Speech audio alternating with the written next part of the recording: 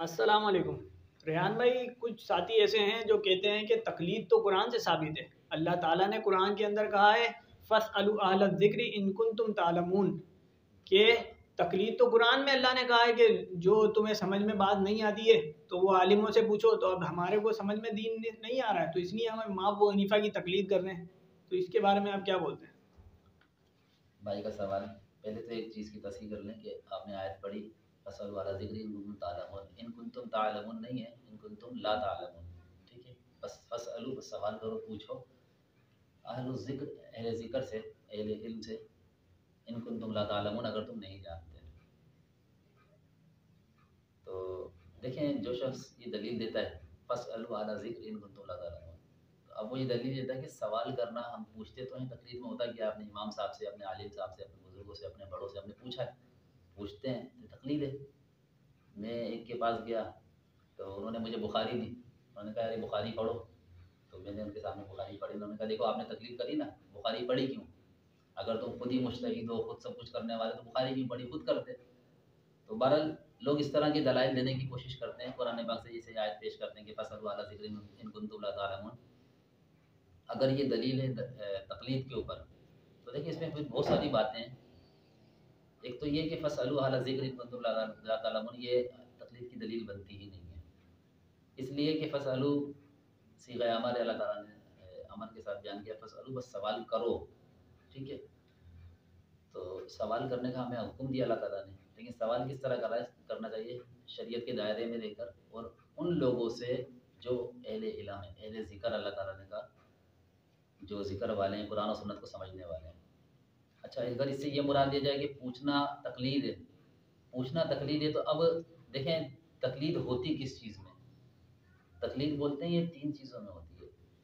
एक तो वो मसाइल जो नस्स सरी से साबित ना हो, जो नस्स सरी से साबित ना हो उसमें तकलीद होती है। दूसरी मसाइल मुतआरिदा, वो मसाइल जिसमें तारुज़, आपस में इख्तिलाफ हो,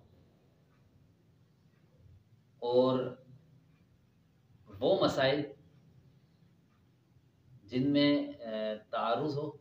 दूसरा वो जिसके जो नस्स सरी से साबित हों, उसमें भी तकलीद नहीं होती है। और तीसरा वो जिसमें इज्तिहाद किया जाए, जिसमें इज्तिहाद किया जाए, तकलीद उसमें होती है। अब किसी भी मुकल्लिद से आप पूछो आप तकलीद किस में करते हो, आप तकलीद उसमें करते हो। अब ये यही नहीं पता होगा उस शख्स को कि मसाइल मुतारिज़ा में तकलीद होती है, या जो नस्स सरी से साबित हो उसमें तकलीद नहीं होती। किसी भी शायद किसी जो आलिम है, मैं उनकी बात नहीं कर रहा, आम आवाम की बात कर रहा हूँ, जो तकलीद करने वाले आमी हैं, उनको ये नहीं पता होता कि हम तकलीद किस में कर रहे हैं, हालांकि वो हर चीज़ में तकलीद कर रहे होते हैं। और तकलीद इनके यहाँ जो जायज़ है, अहले तकलीद के यहाँ जो तकलीद जायज़ है, वो तकलीद सिर्फ़ और सिर्फ़ इन चीज़ों में जायज़ है कि वो मसाइल मुतारिज़ा हों, या नसे सरी से साबित ना हों, या इज्तिहादी हों, उन मसाइल में तकलीद जायज़ है। ठीक है, और आमी शख्स हर चीज़ में तकलीद कर रहा होता है। अच्छा, तीसरी चीज़ ये है कि जो अकीदा है, अकीदे में तकलीद करना उनके यहाँ भी हराम है, जो तकलीद करने वाले हैं। और जो तकलीद नहीं करने वाले हैं वो तो वैसे ही नहीं मानते। तो अब उनके नज़दीक अकीदे में तकलीद करना हराम है, अकीदे में तकलीद करना हराम है। अच्छा, अब ये पूछा जाए कि कोई शख्स आपके पास आता है ये सवाल करने के लिए, जो तक मुक़ल्लिद है वो ये सवाल करता है कि अय्न अल्लाह, अल्लाह ताला कहाँ पर है? अल्लाह ताला हर जगह हाज़िर नाज़िर है।